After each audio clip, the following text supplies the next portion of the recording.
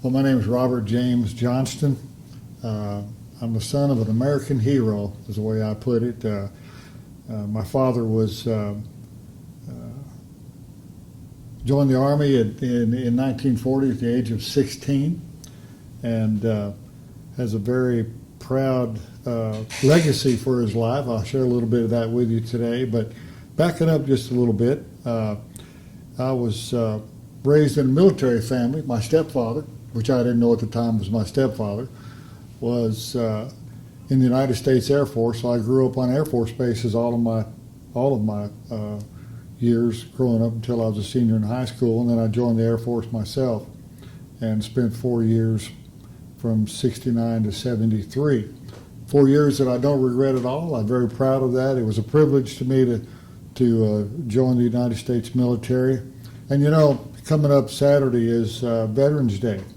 And Veterans Day is a day that we get to celebrate, if you will, to honor the men and women that served in our military for protecting our country, but also for providing liberty for other countries as well. And I'll share a little bit of that in a few minutes. But also, there's two holidays that we have that we honor those that served on Veterans Day, but we also honor those that gave the ultimate sacrifice on Memorial Day. That's a day that's way beyond hot dogs, hamburgers, and barbecue cookouts. It's a day of solemnity, particularly for what is called the Gold Star families and the families that have lost loved ones in combat fighting for this great democratic republic and the freedoms of other countries as well. So my story, my family story, is a great story that we've really just have fleshed out, if you will, over the last few years. And it's where we really dug into the fact that when I was 14 years old, my mom and my stepfather told me that I had a father that I was not aware of, but told me about him.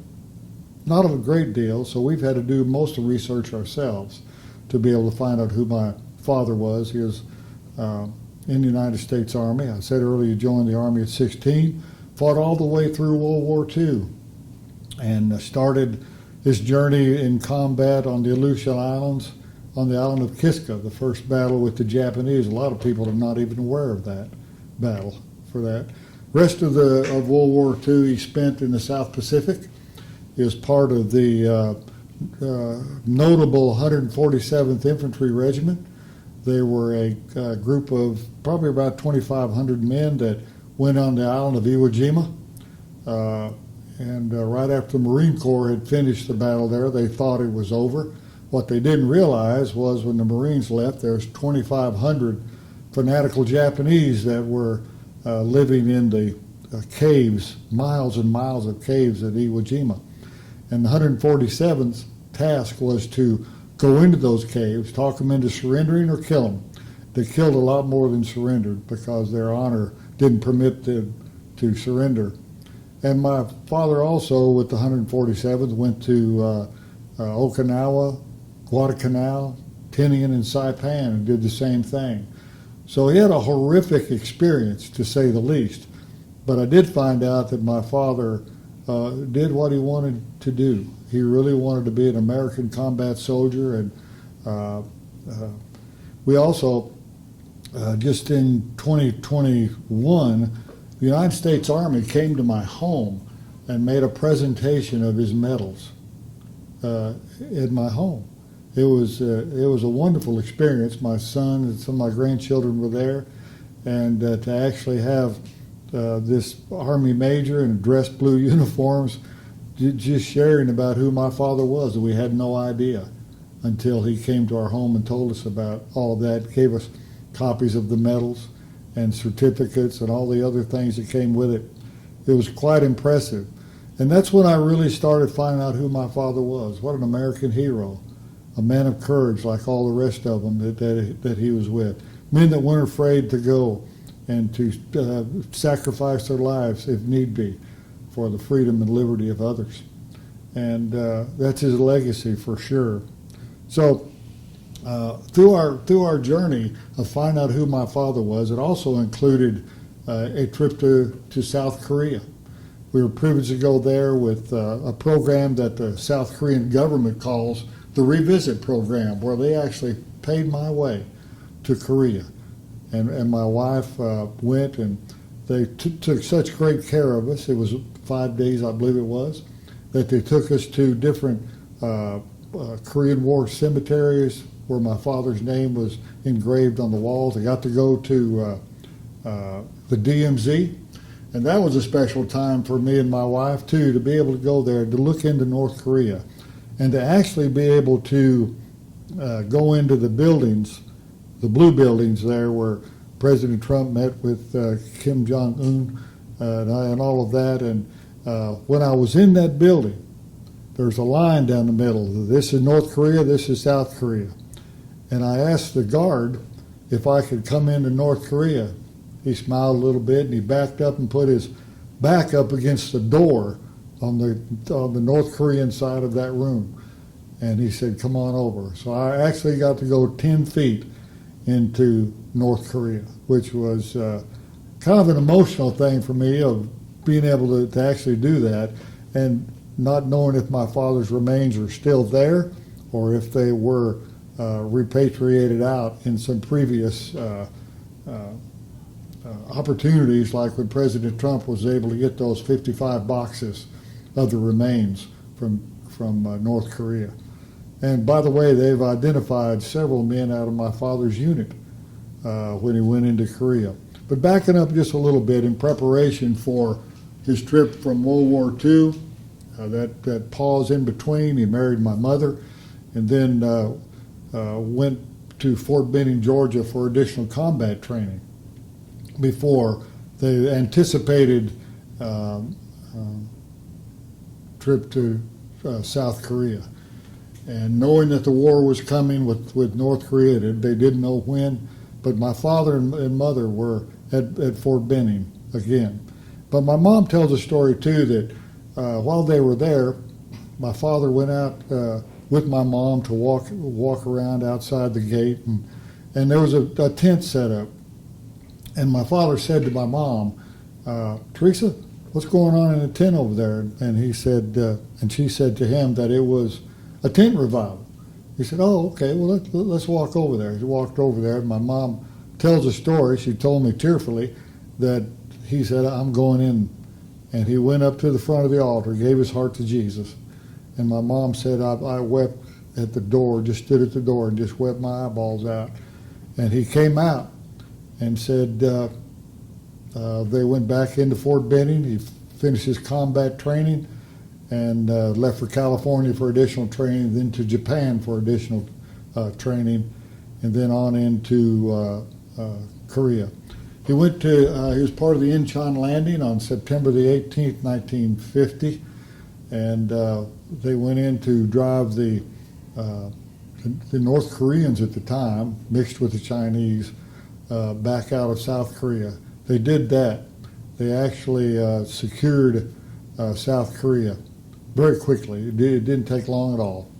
And they went to Busan, which is in southern South Korea, and a troop ship, and went up into North Korea. I think Wonsan was the port city they went to, and then on up into the Chosin Reservoir. Many people know the story about the Forgotten War. One of the most horrific battles in military history for our country was at the Chosin Reservoir, and it was a 5-day battle in November to December the 2nd. My father was killed on December the 2nd. We understand the last day of the battle there. But 2,500 men on the east side of the Chosin Reservoir. It was the 31st and 32nd Infantry regiments were combined under the 7th Infantry Division, and they went all the way up to the Yalu River on the border of China. They pushed them all the way back. What they didn't realize was that there was 30,000 Chinese soldiers waiting on them, and they figured out that it was going to be a real battle because of the numbers, the sheer numbers. The Chinese were throwing numbers of bodies at them, just overwhelming force. It lasted for 5 days, day and night. Most of the battles were done at night. And they'd send up flares, and then they'd just overrun our soldiers. They fought the good fight, I'd like to put it that way, and they ended up fighting again for 5 days until they ran out of ammunition. They didn't have proper clothing at temperatures 30 and 40 below zero. The challenges were great on both sides, with the Chinese and the American soldier. The United States Army on the east side. And the 2,500, from the documents that I've read, they killed, those 2,500 American soldiers killed 25,000 Chinese. So sheer numbers is what lost the war for our soldiers. It wasn't because of combat readiness and ability, that's for sure. Run out of food, ammunition. The end of the battle was hand-to-hand combat. And I don't know where my father died in that picture. He could have froze to death like many of them did. He could have died in hand-to-hand combat, or, we hope not. We'll never know. But anyway, they fought the good fight. And it's really an important example of, a man laying down his life for his friends. And we had the privilege of going to, when we went to South Korea, backing up just a little bit, and thinking about the opportunity that I had to see and find out who my father really was, and then to be able to see clearly that his sacrifice was not in vain. When we went and saw the prosperity of the South Korean nation, particularly compared to the North, if you look at it on a map at night, you'll see what I'm talking about. But to realize that their sacrifice provided the freedom for an entire nation of great prosperity. And when we went to Korea, we had an additional week with the Far East Broadcasting Corporation. It is a transmitting stations by Dr. Billy Kim, known as the Billy Graham of South Korea. Matter of fact, he interpreted for Billy Graham in Billy Graham's biggest crusade ever, over 1.2 million people back in the 70s. So we got to spend time with them during that process, and I had the opportunity to share my story, much of what I'm sharing with you, and then to know that it was being beamed into North Korea, and I saw a full circle that God used everything for the good. My father's sacrifice and many others like him come full circle, where his son had an opportunity to proclaim the gospel, share his story, and then beam it right back into North Korea. And I just saw that as a God thing big time for us, and I'll never forget it. It was an experience of a lifetime. So kind of fast forwarding from that, after that was done, the story of my father and my family continues. Just in this past September, my son gives us a call. We were riding bikes up in West Virginia, and he said, "Well, I want you and Dad to know that I've changed my name." I was, "Really?" He said, "Yeah, it's Christopher James Johnston." And he was so impressed with his grandfather that he wanted to honor his grandfather and change his name. So he did that at 50 years old. It was a great day for us, and because Brenda and I had talked about that ourselves, but we made sure we didn't want to put any pressure at all upon our children to do the same. And the reason that this process is important is that when my father was killed, my name was changed to Moore. The family name ended, and that's significant. So we're not sure what our grandchildren are going to do, but the opportunity is there for them to do that if they want to. My responsibility is to share the legacy with my children and grandchildren, and then let them make up their mind if they want to do that. Our hope, of course, is that the family name can carry on again, because it's it's such a legacy that goes way back. And the genealogy, I don't have time to talk about that, but our genealogy is significant with regards to the Revolutionary War, founding fathers of this country as well, through the Johnston line. That's a whole nother story. And it's been a privilege to be able to walk through this process, to know my father, to find out the man of courage and bravery that he was. And I'll tell you a little story about the movie called Devotion. I don't know if you've had an opportunity to see that or not, but it's a story of an African American aviator, and an American aviator that became really close through the difficult time of racism and all that they had to deal with. But in that movie of Devotion, there's a scene that pops up, and it starts Chosin Reservoir, November 1950. That's where my father was. When I saw that, and I saw the horrific battle that this scene was showing, it so affected me that I started to run out of the theater. I can't explain it. My son thought something was a little wrong there, and when we came out of the theater, I said, "Man, son, I had the weirdest experience. I felt like I was reliving and actually seeing what happened to my father, your grandfather." And he said, "You know, Dad, I had a totally different feeling about that." He said, "I saw my grandfather as a warrior." And I said, "Wow, that's a great perspective." And it's true. He was a warrior, and one that deserves to have the recognition and his legacy told to generations to come. And that's where the name change came in, that my son really felt to do that. Well, my wife and I did the same thing. And we went and got a court order and started that process, which I might add is no small thing at all, going back, from passport to driver's license to all your credit cards, all your medical and everything else. But you know what? It's something I have a total peace about. And I've left you that article on the name change and why, because it really brought it all home that I spent 60-some years as a Moor, and we want to honor my father by changing my name back to Johnston. That was changed when I was 6 years old. And there's never an adoption involved. It just marked through my birth certificate named Johnston and wrote Moore above it, and that was it. So it's quite a story, and there's only one part remaining, and that is to be able to have my father's remains recovered, identified, and to give a hero's burial at Arlington National Cemetery, where we have a marker that his sister put up there many years ago, back in the 60s, that in the MIA section, which, by the way, is right close to the Tomb of the Unknown Soldier. So we've been there many times. We've taken our grandchildren there.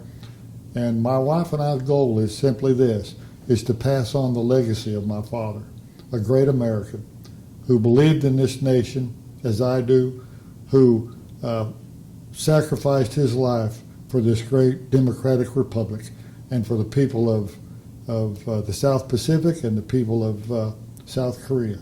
It's quite a legacy, and one that I'm very proud of.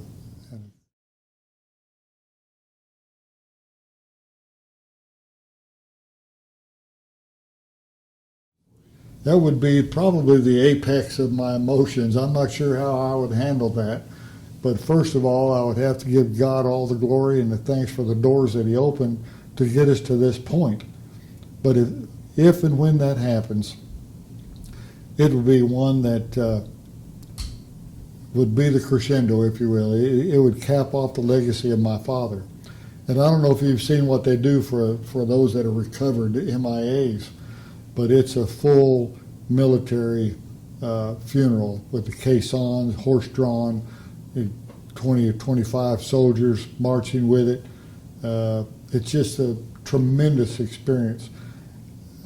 It would mean everything to me, but I would really ask God that I could do that for my children and grandchildren. It would revolutionary their lives, I think, from the standpoint of who their grandfather and father was, grandfather and great-grandfather was, rather. It would be the the cap of this whole process that we've been through, which has been one of open doors that the Lord has opened, and we just walk through them one after the other. It's great.